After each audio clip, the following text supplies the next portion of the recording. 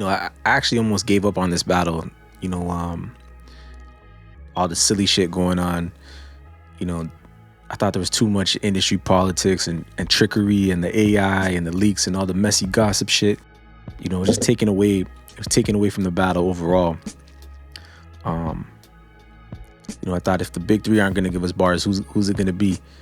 Then Kendrick Lamar dropped his Oppenheimer and bombed the whole world with his diss track towards Drake, Euphoria. It's a sad day for light skins and biracials and Torontonians.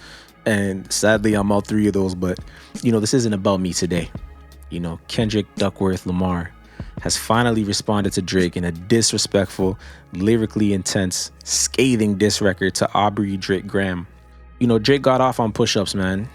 He went in, battled a whole gang of people at the same time. I thought it was a really solid diss track. It wasn't a back-to-back, but it was a really good track. He had some good bars in there. I thought the angle he took towards Kendrick, it was smart, but it wasn't. I just felt like it wasn't enough, to really make a huge impact, considering the impact that had. And I also felt like the leaks and the AI and all that crap kind of just took away from the feel of push-ups.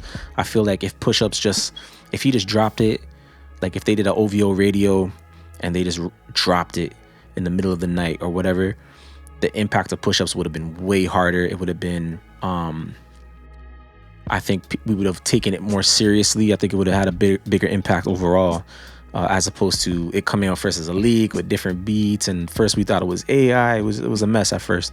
So it was solid. Drake's second diss, tailor-made, with the Pac and Snoop AI vocals. It was okay to me. Again, the AI shit, I can't connect with the AI shit, man. It's a different subject. It's deeper than rap. Like the negative effects that AI is gonna have on society as a whole is just, that's not for me, and I don't want it in my music. But aside from that, I thought it was actually really well written, and the beat was fire. It had that like Dr. Dre West Coast vibe to it. But again, it's just the AI shit took away from it, using Tupac's vocals and it just rapping as Drake. It just came off as a little corny, you know what I mean? And then Tupac's estate actually got the song, did a cease and desist and took the song down. So does that track even count as a record in this battle at all? I don't know. But whatever. If we are counting it, I'll count it for the sake of this video, for the argument here. But here we are now on a random ass Tuesday. Kendrick Lamar has responded. He's finally responded with the scathing Euphoria. I'm not gonna get into every single bar. There's a lot of videos and stuff out there you could watch where they do breakdowns of every single bar. I'm just gonna go through the ones that really stuck out to me, and then give my overall thoughts on the battle thus far and this record, Euphoria. So let's start with the name Euphoria. Euphoria was a TV show on a series on HBO that was executive produced by Drake and featured a lot of like young. It was a show based on like teenage, mostly girls, dealing with different drug addictions and sexual abuse and other issues. And the show faced a lot of backlash because a lot of people thought it was like overly sexualizing the young girls in the show and using underage imagery and scenes in the show where it just kind of like when we're done in a distasteful way. So the show itself faced a lot of backlash. And the reason why that's important is because it kind of ties into this the angle that Kendrick's using here, which is that apparently Drake is into younger women. That's a thing that's been going on. I'm not gonna get into all that, but I'm just showing you how meticulous it is on Kendrick's part to kind of weave that into the title of the track to set the tone of what he's going to talk about in the record. The beginning of the track starts off crazy. It has the intro with the sample of Richard Pryor saying that everything you heard about me is true. It's played in reverse, but if you reverse it back, that's what it says. And then it has the Teddy Pendergrass smooth sample. And once Kendrick started talking, I just started laughing immediately. Like he's basically telling like a poem of breaking down Drake's character. Like it's hilarious. It's interesting because I had a feeling that Drake mentioning Kendrick's wife obviously would be an issue, right? And Kendrick says on this, fabricate stories on the family front because you heard Mr. Morale, a pathetic master manipulator. I can smell the tails on you now. He's basically saying that, Drake's trying to bring up Whitney, Kendrick's wife, in a way to try to make people think something salacious, but really that's just a cover up for Drake's insecurities and his fakeness, and him trying to find an angle to get at Kendrick. And then he says, how can I make music that electrify him, and you make music that pacify him? Pacify being a play on words. Goes in with the Euphoria thing of pacifier. He's attacking that angle clearly. One of the hardest parts I thought on the record was the YNW Melly line. That shit was super hard. Cole and Aubrey know I'm selfish. The crown is heavy. I pray they're my real friends. If not, I'm YNW Melly. And that's a crazy line right there. That was kind of the biggest body blow. One of the biggest body blows on the track to me. If you don't know, YNW Melly is a rapper who allegedly killed two of his friends in a car. Shot them both in the back of the head from the back seat. He's currently on trial for that double murder there. So that's a ridiculous line in itself for him to go there. Hey man, you talk about the man's wife and his family. This is what's gonna happen. He's gonna go to some dark places. The only lyric I didn't really I gotta give some pushback to was when he said, my first one, like my last one, it's a classic. You don't have one. I beg to differ. Drake does have, I think I would say Drake has 3 classics. If you're reading this is kind of close, I wouldn't 100% say it's a classic, but it's very close. But I would say So Far Gone, Take Care, and Nothing Was the Same are definitely classic albums.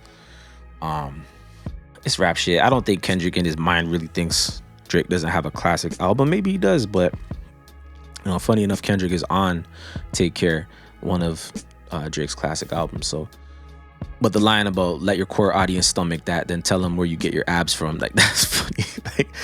Did Drake really get his abs done, bro?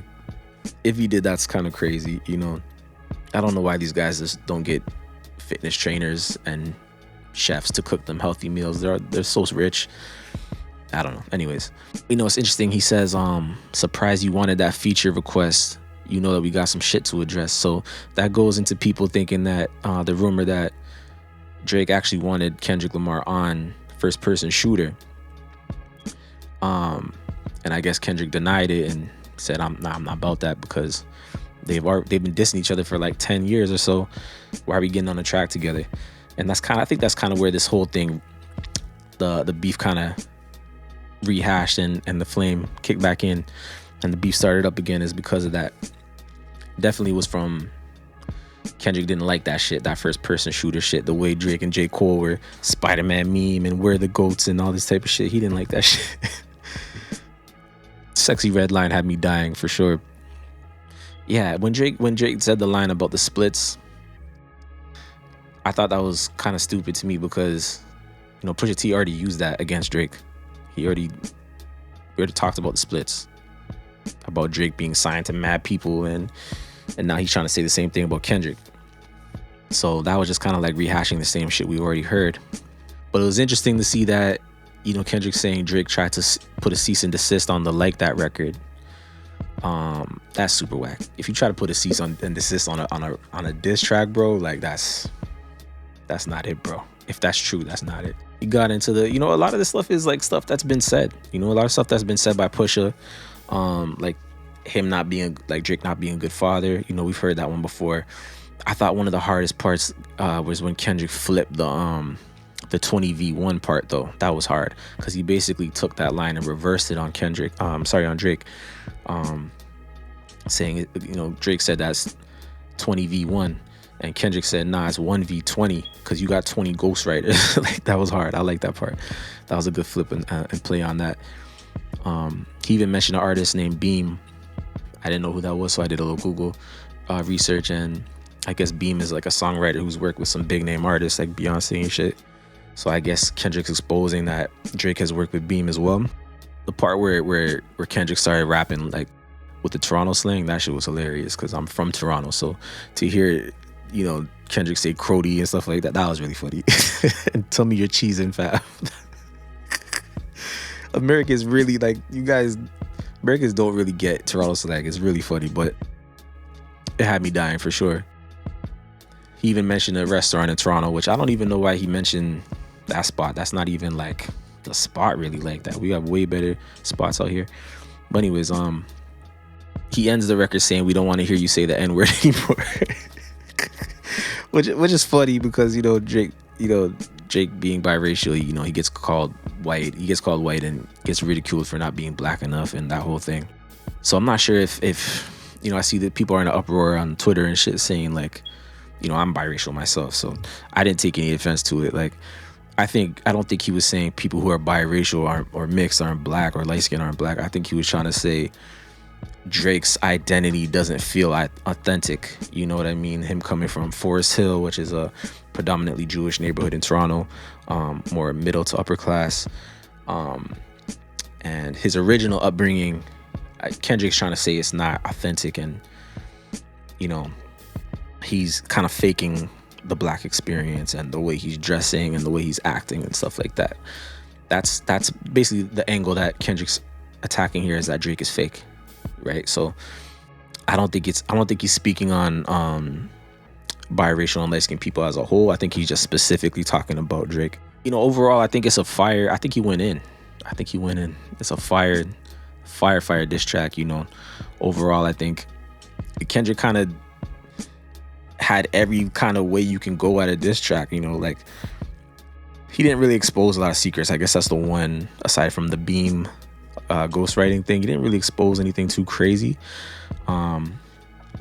He did say he can expose something, so we'll see. They're doing a lot of that, like, I can say this, I can say that, so we'll see if they actually say it. But he had the disrespectful personal lines in there, the witty wordplay and punchlines, multiple flows, all the change ups in the beats. There was like 3 beats in there. Definitely some knockout punches, maybe not knockout punches, but some nice haymakers in there. And it's a very layered diss record. Like, every time I listen to it, I'm catching some new shit. There's layers on layers. You're not gonna listen to this once and get everything off the first listen.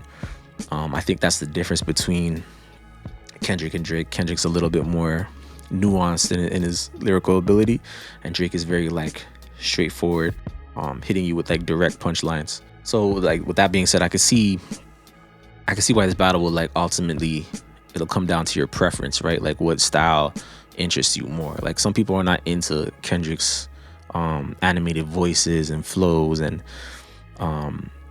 he's very like musical and whimsical the way he does things sometimes. Some people are not into that, and even the way he writes, it's very like a roundabout way of saying things. It's not super easy and accessible, whereas Drake is very direct with his flow.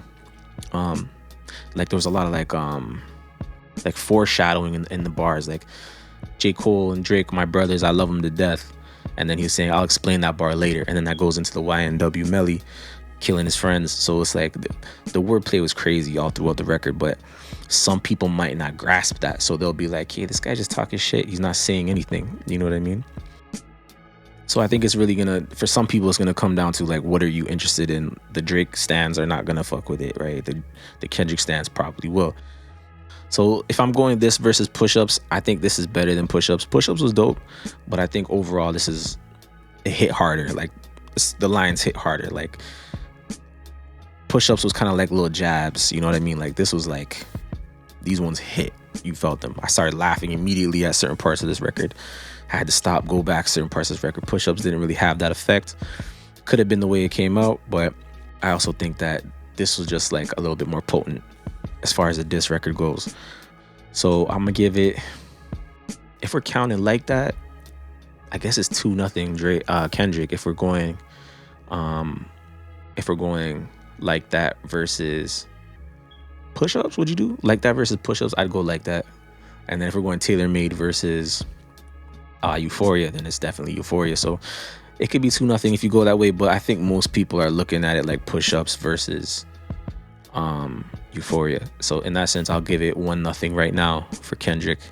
But I'm excited, man. I'm excited. I thought this wasn't even gonna happen for a minute. It got weird for a second. All the Instagram posts and stupid shit, it got whack for a second, but we're back to the bars now. So I'm excited to see where Drake's gonna go, because don't get it twisted, man. Like, don't get it twisted. Drake is nice. Drake's not gonna back down. I guarantee he's writing some shit right now as we speak. So I think Drake's probably gonna respond sooner than maybe within the next week. Who knows? I don't think it's gonna be too long before Drake responds. And I also don't think this is all Kendrick has in the tuck. They're saying Kendrick had like another like 8 minutes. Like, this was really like a 14-minute track or some shit. So if that's true, that's nuts. If he puts on an extended version, like, that would be crazy. So things are just getting started, man. Stay tuned, man.